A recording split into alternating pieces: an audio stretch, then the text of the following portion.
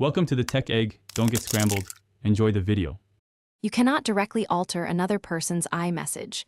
The first step is practical. Confirm both parties run iOS 16 or later and open the chat.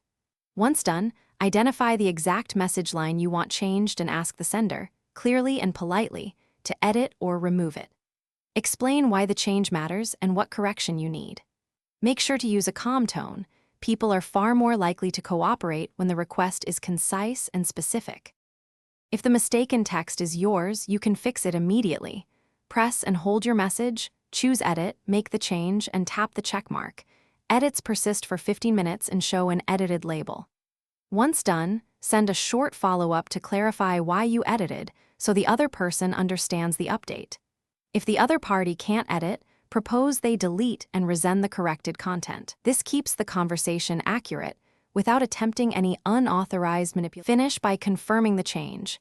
If the sender agreed, have them delete or edit and then verify the new message. If they can't edit, ask them to resend a corrected message or send a clear annotated screenshot showing the intended text. Make sure to save any important corrected content. Troubleshooting tip.